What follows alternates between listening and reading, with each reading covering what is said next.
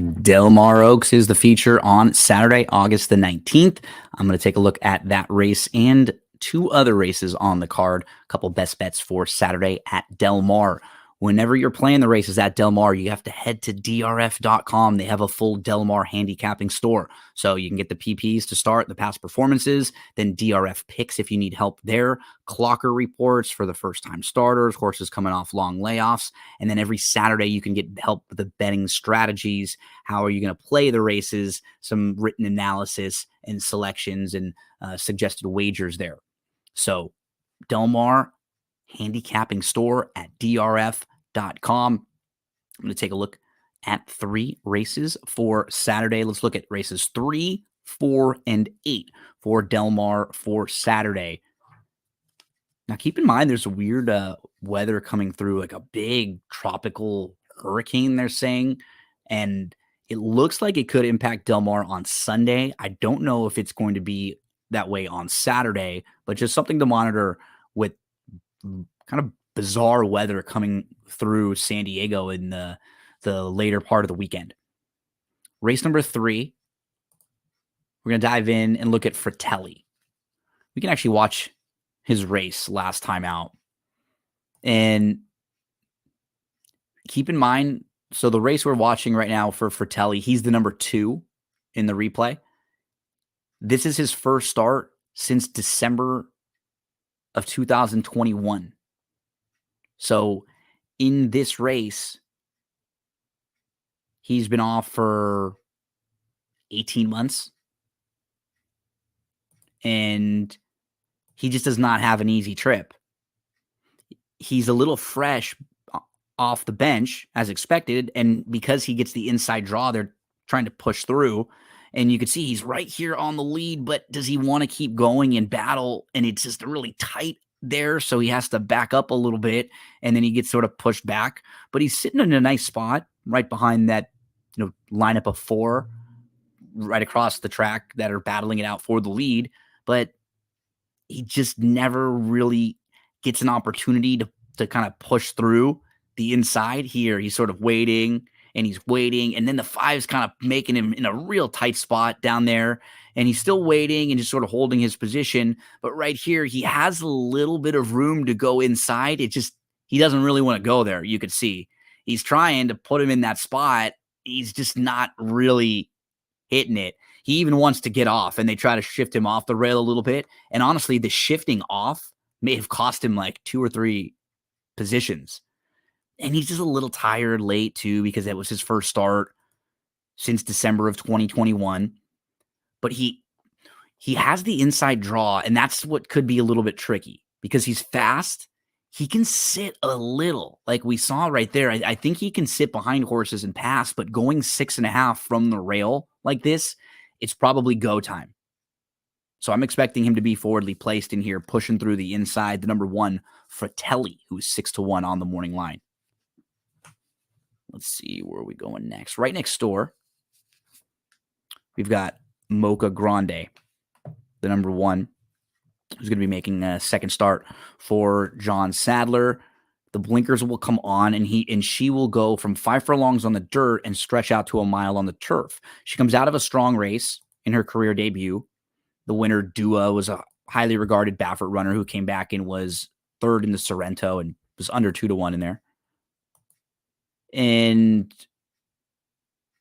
Mocha Grande just sort of looked like a horse who needs a little more ground.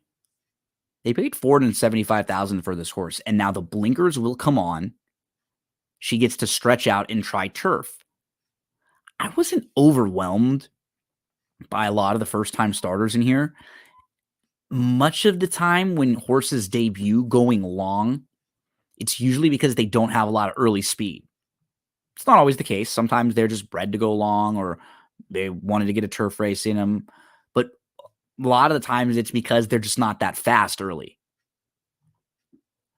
I could see the one with the inside draw, the race under her belt. She's got experience now. Blinks, just go. Just get aggressive. So her dam won on the turf. So Has every reason to like the turf with the blinkers coming on. And then one other thing that I noticed with Sadler in particular, they've been really struggling with their first-time starters as of late. So look at first-time starters. Looks fine, right? Like 14% over the last 5 years. But then let's go to just the last year.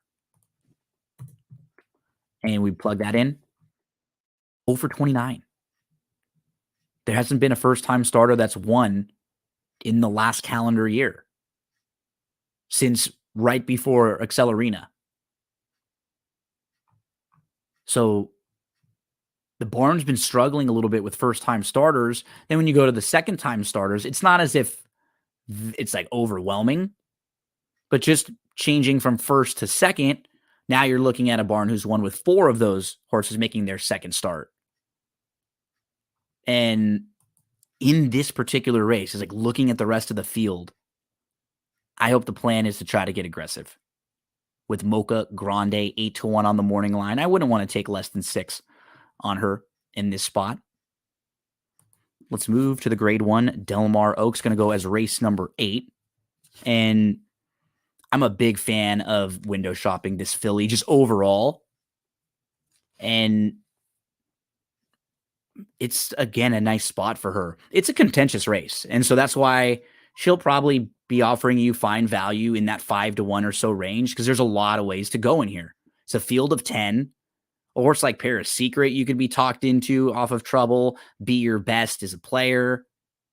Absolutely Zero. We have to see a little bit more from on the turf here, but Big Pond has done no wrong in those 2 races, and this is a big-time test for her, but she's kind of got some sneaky ability. Impact Warrior was right there in a turf race that would fit last time out. You have Anna Set, who's the one to beat. Ruby Nell, second off the bench. She's got some speed. She can sit. It's a good race.